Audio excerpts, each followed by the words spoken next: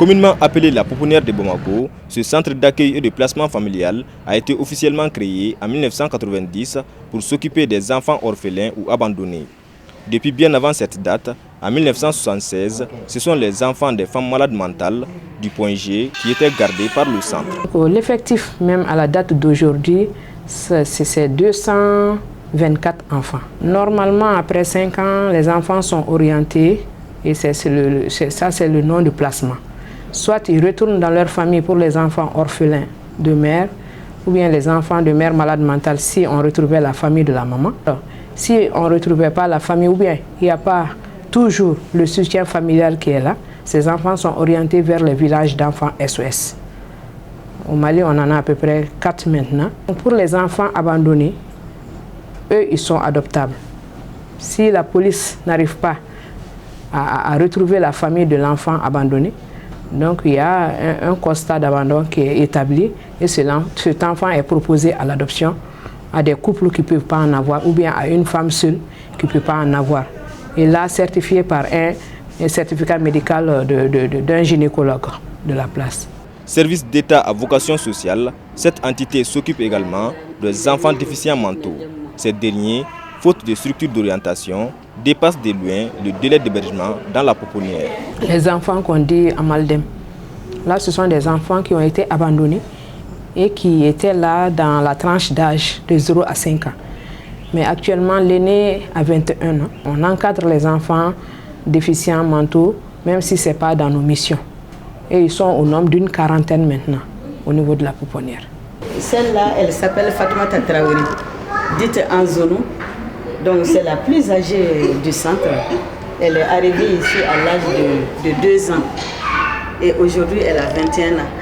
Donc ça lui fait 19 ans de séjour au centre d'accueil et de placement familial en violation de nos textes de création. Parce que dans les textes, les enfants ne doivent pas dépasser 5 ans ici. Tous les enfants qui sont dans ce dortoir sont des enfants en situation de handicap. Il y a d'autres qui sont totalement dépendants. Ils sont dépendants à vie. Donc, même pour manger, les nounous sont obligés de leur donner à manger. D'autres, par exemple, comme Hawa, elle peut quand même manger elle-même. Elle s'habille aussi.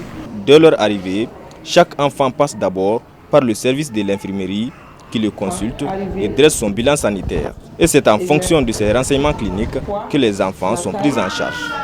Et celle-là, Mme Koulibaly Fatmata Sougouré est la responsable de l'infirmerie. 7 agents ici qui travaillent avec elle. Dès que notre section accueille, nous recevons des bébés, nous l'accompagnons à l'infirmerie.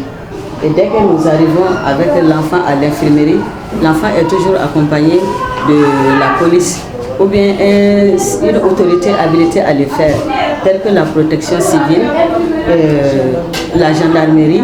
Chaque enfant a un cahier de suivi. Celle-là, c'est Salimata Doumbia, c'est les jumelles. Elle est venue, c'est ça qui nous quoi est arrivé, quoi d'arriver, la taille, périmètre crânienne, tour des bras. Après l'accueil, ils sont soigneusement entretenus par ces surveillantes qui veillent sans cesse sur eux. Aussi, une éducation décente leur sont garanties par le centre.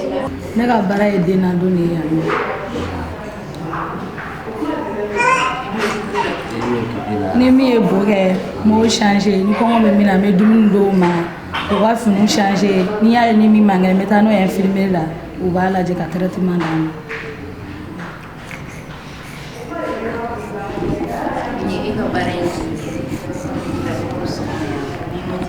mi e baran jani dem sene nu kanu de baran jani parce que fa tout fait ba tout fait ou fa nu bare en.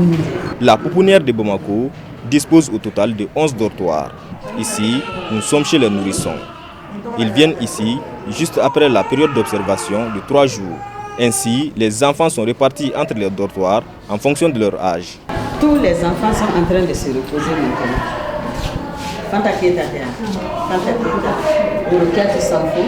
Les deux qui ne sont pas en train de dormir. Sinon, tous les autres, c'est l'heure du repos.